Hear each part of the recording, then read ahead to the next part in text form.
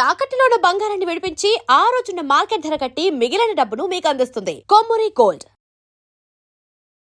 నమస్తే, welcome to V media. ప్రస్తుతం మనతో పాటు ఉన్నారు హోమియోపతి డాక్టర్ శ్రీధర్ రెడ్డి గారు. సార్తో మాట్లాడి హెల్త్ పరంగా మరికొన్ని అప్డేట్స్ అడిగి తెలుసుకుందాం. నమస్తే సార్. సార్, చాలామంది ఇక్కడ ఒబేస్గా ఉన్నారు అంటే ఫస్ట్ మేము లావుగా ఉన్నాం అనేది పక్కన పెట్టి బయటకు వెళ్ళటానికి కానీ లేదంటే ఒకరితో మాట్లాడాలి అంటే కూడా అసలు దాన్ని ఎంత తెలియని ఒక భయం లాగా క్రియేట్ అయిపోతుంది వాళ్ళు. ఇంకా నేను అసలు దేనికి పనికి రానా లేదు అని అంటే అసలు ఇంత ఒబేస్గా అవ్వడానికి కారణం ఏంటని పక్కన పెట్టి వీటన్నిటిని కూడా ముందుకు తీసుకొచ్చి ఒక ఫేస్ అయితే కనిపిస్తుంది. ఒబేస్గా అవ్వటానికి ఫస్ట్ ఆఫ్ ఆల్ రీజన్స్ అంటే మనం ఎక్కడి నుంచి ఫైండ్ అవుట్ చేయొచ్చు అంటారు? అంటే మెయిన్గా ఏంటంటే మన బాడీ లోపల కార్బోహైడ్రేట్స్ ఫ్యాట్ అనేది అక్యుములేషన్ అవ్వడం వల్ల ఓవర్ వెయిట్, అంటే మన హైట్కి ఏజ్కి ఎంత వెయిట్ ఉండాలి దానికంటే మినిమం 10 kgs ఓవర్ ఉండేదాన్ని జనరల్గా ఒబేసిటీ కిందకి తీసుకుంటాం. అంటే బిఎంఐ అంటాం, అంటే మన బాడీ మాస్ ఇండెక్స్ అని. సో ఇది జనరల్గా ఏంటంటే 30 వరకు మ్యాక్సిమం, అంటే 25 to 30 కూడా ఒబేస్ కిందకి వస్తుంది. బట్ దాన్ని ఓకే అనమాట, కొద్దిగా లావు అని అంటాం. బట్ 30+ అది ఒబేసిటీ కిందకి పర్టికులర్ కన్సిడర్ చేస్తాం. సో ఈ 30+ వచ్చినప్పటికి ఏంటంటే అటు పర్టికులర్గా ఫ్యాట్ అక్యుములేషన్ బాడీ లోపల ఓవర్ వెయిట్ రావడం. సో దీనికి ఫస్ట్ మెయిన్ రీజన్ ఏంటంటే డైట్. సో ఎక్సెస్, మనకి బాడీకి ఎంత మనం యూటిలైజ్ చేసుకోగలం, మనం ఎంత ఎనర్జీ అంటే బర్న్ చేయగలం క్యాలరీస్ అనేది దాని ప్రకారం మనం క్యాలరీస్ తీసుకోవాలి. మనం తీసుకునేది ఎక్సెస్గా ఉంటుంది, బర్న్ చేసేది తక్కువ ఉంటుంది. సో దీనివల్ల ఏంటంటే ఆ ఎక్స్ట్రా క్యాలరీస్ ఏవైతే ఉంటాయో అవి బాడీలో అక్యుములేట్ అవుతాయి. ఇది ఫస్ట్ రీజన్. సెకండ్ రీజన్ అనేది యాక్టివిటీ లేకపోవడం.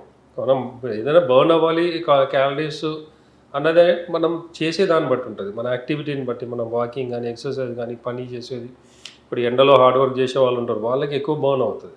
సో అలాంటి వాళ్ళు ఎంత ఎనర్జీ, మామూలుగా మనకంటే ఇప్పుడు హార్డ్ వర్క్ చేసే వాళ్ళు ఉంటారు వర్కర్స్, మనం తినేదాన్ని డబల్ తింటారు వాళ్ళు, కానీ వాళ్ళు లావు ఉండరు, స్ట్రాంగ్గా ఉంటారు, ఎనర్జీ ఉంటుంది వాళ్ళకి. బట్ ఒబేసిటీ ఉండదు, ఎందుకంటే దాన్ని బర్న్ చేస్తారు వాళ్ళు. తినేది కూడా అలాగా, వాళ్ళకి ఆకలి ఎలా ఉంటుంది, డైజెషన్ అలా ఉంటుంది, ఆటోమేటిక్గా వంట పడుతుంది.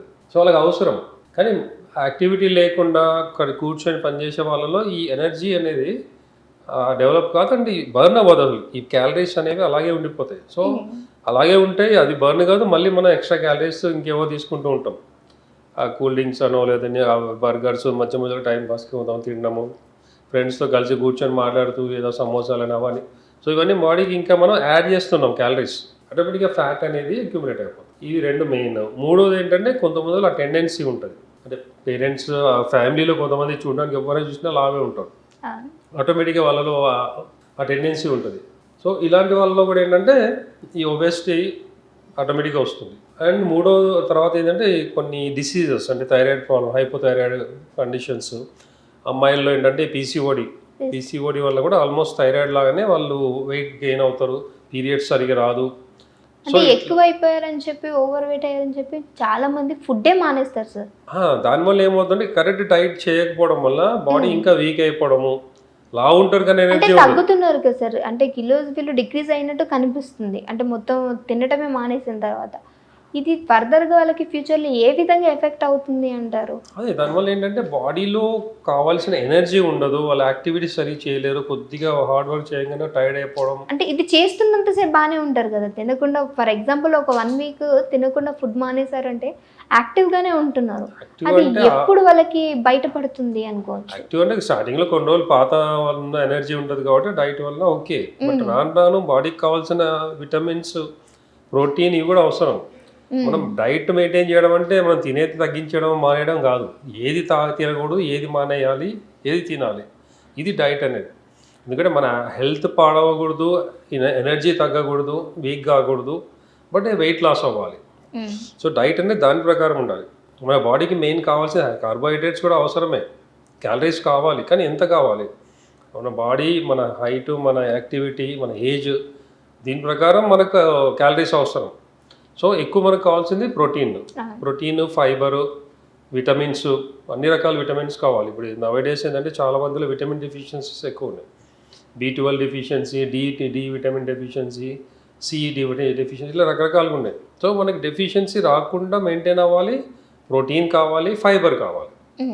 సో ఇది మనకి ఏ ఫ్రూట్స్లో కానీ ఏ వెజిటబుల్స్ ఏ ఎక్కువ ఉంటుంది, ఇలాంటివి మెయింటైన్ చేయాలి.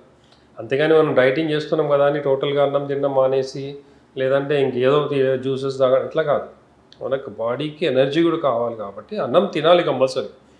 బట్ ఎప్పుడు తినాలి, ఎంత తినాలి, క్వాంటిటీ ఇంపార్టెంట్. ఎప్పుడు కూడా హెవీగా తినకూడదు. చాలామంది అంటే ఇవాళ కర్రీ బాగుంది లేదంటే బిర్యానీ కదా అని ఒక 2 ముద్దలు ఎక్కువ తినడం ఏమవుతుంది అని, సో ఇలా చేస్తూ ఉంటారు. సో మనకు బాడీ కరెక్ట్ యూటిలైజ్ చేసుకునే ఫుడ్ ఇప్పుడు పర్టికులర్గా ఏంటంటే నేను అందరికీ చెప్తుంటాను 5 వైట్స్ అవాయిడ్ చేయండి అని. పర్టికులర్గా ఒబేస్ ఉన్న వాళ్ళు ఆ వైట్స్లో ఫస్ట్ వచ్చేది sugar, salt, maida, white milk and rice, white rice. So ఒబేస్గా ఉన్న వాళ్ళు దీన్ని కంప్లీట్ అవాయిడ్ చేయకూడదు, తగ్గియాలి. అంటే రైస్కి రీప్లేస్గా బాస్మతి రైస్ని తీసుకుంటూ ఉన్నారు, ఇది ఎంతవరకు క్షేమం? బాస్మతి కూడా దాంట్లో కూడా చాలా హెవీ క్యాలరీస్ ఉంటాయి. అంటే వైట్ రైస్తో పోల్చుకుంటే బాస్మతి కొంచెం బెటర్ అంటున్నారు, నిజమే? ఇప్పుడు ఒకసారి కానీ వైట్ రైస్ తినకూడదని కాదు, బట్ క్వాంటిటీ తక్కువ. డైలీ మధ్యాహ్నం ఇప్పుడు మనకు డే టైం యాక్టివిటీ ఉంటుంది, నైట్ ఉండదు. సో నైట్ ఎందుకు అందరూ బ్రేక్ఫాస్ట్ కానీ ఏదో లైట్గా తినమంటారంటే నైట్ టైం మనకి యాక్టివిటీ ఉండదు, తిన్న తర్వాత వెళ్ళి పడుకోవడం. సో అందుకని ఏంటంటే క్యాలరీస్ తక్కువనే తీసుకోవాలంటే ఏదో సంథింగ్ సలాడ్స్ కానీ లైట్ బ్రేక్ఫాస్ట్ లాగా, అందులో కూడా ఏంటంటే ఆయిల్ ఇవన్నీ ఎక్కువ లేకుండా. సో రైస్ మ్యాక్సిమం అవాయిడ్ చేయమంటారు. లేదు రైస్ తినే అలవాటు ఉన్న వాళ్ళు కూడా ఏంటంటే ఎర్లీగా తినాలి, బై 7, అది కూడా క్వాంటిటీ ఎక్కువ తినకుండా 7కి తిని 9కి పడుకుంటే ఆ 2 అవర్స్లో అరగడము దాని బాడీకి యూటిలైజ్ కావడం జరుగుతుంది. సో అస్సలు టోటల్ అవాయిడ్ చేయాలని కాదు, బట్ మధ్యాహ్నం ఎనర్జీ మనకు కావాలి, మనం హార్డ్ వర్క్ చేస్తాం కాబట్టి మధ్యాహ్నం సఫిషియెంట్గా తినాలి. బట్ అలా అని చెప్పి హెవీ తినకూడదు అండ్ మరీ తక్కువ కూడా ఉండకూడదు. ఇప్పుడు జనరల్గా స్టమక్ ఎప్పుడైతే నార్మల్గా ఉంటుందో అంటే ఎంటీ ఉండకూడదు, హెవీ ఉండకూడదు. ఎంటీ ఉంటే వ్యాక్యూమ్ బిల్డప్ అయ్యి గ్యాస్ ప్రాబ్లమ్స్ వచ్చి దానివల్ల బ్లోటెడ్ వచ్చి అది కూడా పొట్ట బాగా హెవీ అయిపోతుంది. సో ఎంటీ కూడా ఎప్పుడు ఉండకూడదు. అంటే చాలామంది ఇప్పుడు ఫాస్టింగ్ చేసే వాళ్ళు ఉంటారు, ఒక రోజు అంతా ఏమి తినకుండా ఎంత ఆకుండా ఉంటారు. నెక్స్ట్ డే వాళ్ళకి మొత్తం హెవీగా అయిపోయి గ్యాస్ ఫామ్ అయ్యి కడుపు నొప్పి రావడం, వామిటింగ్స్ కావడం ఇలాంటివి అవుతుంటాయి. అందుకని ఏంటంటే కంప్లీట్ ఫాస్టింగ్ కూడా మంచిది కాదు. సో ఎంటీ స్టమక్ ఉండకూడదు, హెవీ తినకూడదు. ఎప్పుడు కూడా ఏంటంటే లిటిల్ అంటే minimum quantity, number of times. Obesity maintain చేయాలి అంటే ఒక 3 times బదులు 4-5 times తినండి, క్వాంటిటీ తక్కువ. ఏంటి సార్ రెండింటికి డిఫరెన్స్ ఏంటి సార్? యూటిలైజ్ అవుతుంది కదా, ఇప్పుడు మనం తీసుకునే ఫుడ్ ఎనర్జీ కన్వర్ట్ అవుతుంది, మన యాక్టివిటీ చేస్తూ ఉంటాం, అది ఒక 3 hours ఎప్పుడో తగ్గిపోతుంది, అంటే యూటిలైజ్ అయిపోతుంది. అప్పుడు మళ్ళీ మనకు ఆకలి అనిపిస్తుంది, అప్పుడు సమ్ ఫ్రూట్స్ కానీ సంథింగ్ ఏదైనా తీసుకోవాలి. ఇప్పుడు చాలామంది ఏంటంటే మధ్యాహ్నం హెవీగా లంచ్ చేసి ఈవినింగ్ 5 ఆ టైంలో పునుగులను, బజ్జీలను, సమోసాలను ఫుల్గా తినేస్తారు. సో ఆటోమేటిక్గా ఏంటి తినేదే హెవీగా ఉండింటుంది, అప్పటికి అరిగి ఉండదు పూర్తిగా. మళ్ళీ ఆయిలీ ఫుడ్స్ మనం పిండి వంటలు ఏవో తినేస్తారు, దానివల్ల ఒబేసిటీ ఆటోమేటిక్గా వస్తుంది, గ్యాస్ట్రిక్ ప్రాబ్లమ్స్ వస్తాయి, ఎన్నో కాంప్లికేషన్స్ వస్తాయి. అట్లా ఈవినింగ్ ఏమైనా తినాలి అనుకుంటే ఒక ఫ్రూట్ ఏదన్నా, బనానా కూడా తినొచ్చు, water melon, something oranges, fruits, vegetables, something salads తీసుకుంటే మంచిది. ఇది మెయింటైన్ చేయాలి. అండ్ వాటర్ కాంటెంట్ కూడా చాలామంది అంటే వాటర్ ఎలా తాగాలో తెలియదు, ఏదో ఒక్కోసారి తాగుతా చెంబు నీళ్ళు తాగేస్తారు, లేదంటే అసలు తాగకుండా ఉంటారు. సో వాటర్ అనేది బాడీకి చాలా అవసరం. బట్ అది కూడా ఎలా అంటే మనం డైట్, మన ఫుడ్ తీసుకునే ముందు ఒక 1/2 hour ముందు ఒక గ్లాస్ వాటర్ తాగాలి. తిన్న తర్వాత తినేటప్పుడు తినంగానే వాటర్ తాగకూడదు, ఎందుకంటే డైజెషన్ అవ్వాలి. ఇప్పుడు మనం ఏ టైం అయితే రెగ్యులర్గా మనం డైట్ ఫాలో అవుతామో ఆ టైంలో బాడీ లోపల, స్టమక్ లోపల HCl అనేది ఫామ్ అవుతుంది, హైడ్రోక్లోరిక్ యాసిడ్. యాసిడ్ ఎందుకు వస్తుంది? మనం తిన్న ఫుడ్ని డైజెస్ట్ చేయడానికి. సో ఆ తీసుకున్న ఫుడ్ని మన HCl డైజెషన్ చేస్తుంది. సో ఆ ప్రాసెస్ మినిమం అంటే ఏంటంటే ఒక 1/2 hour దానికి టైం పడుతుంది. సో అంతవరకు ఏంటంటే దాన్ని డైల్యూట్ చేయకూడదు. మనం వాటర్ తాగేస్తాం, తినంగా ఒక గ్లాస్ నీళ్ళు తాగుతాం, చాలా దగ్గర ఒక చెంబు నీళ్ళు తాగుతాం, ఆటోమేటిక్గా ఏమవుతుంది, ఆ యాసిడ్ అనేది న్యూట్రల్ అయిపోతుంది, డైల్యూట్ అయిపోతుంది. సో అందువల్ల డైజెషన్ ప్రాబ్లమ్స్ వస్తాయి. సో మరీ కొంతమందికి ఎక్కిళ్ళు రావడం తినేటప్పుడు, మరీ ఇంకా కారంగా ఉండో అడ్డుపడడం, అప్పుడు ఒక సిప్ తాగాలి. సో తిన్న తర్వాత ఒక 1/2 hour వాటర్ తాగకుండా వదిలేస్తే డైజెషన్ అవుతుంది. ఈ టైంలో ఏం చేయాలంటే తిన్న తర్వాత కొద్దిగా యాక్టివిటీ స్లోగా నడవాలి ఇంట్లోనే. చాలామంది అంటే తినగానే పడుకోవడము, కూర్చోవడము చేస్తారు, దీనివల్ల కూడా ఆ ఫుడ్ అనేది కరెక్ట్గా డైజెషన్ కాదు, దాని ఎనర్జీ డెవలప్ కాదు. సో కొద్దిగా నడవాలి అనమాట. ఇంకా డయాబెటీస్ ఉన్నవాళ్ళు, ఒబేసిటీ ఉన్నవాళ్ళు కంపల్సరీ నడవాలి. సో ఈ మెయింటెనెన్స్ చేయాలి కంపల్సరీ. సో అలాంటప్పుడు ఏంటంటే ఒబేసిటీ ఇలాంటిది కూడా కంట్రోల్ చేయొచ్చు. Thank you sir.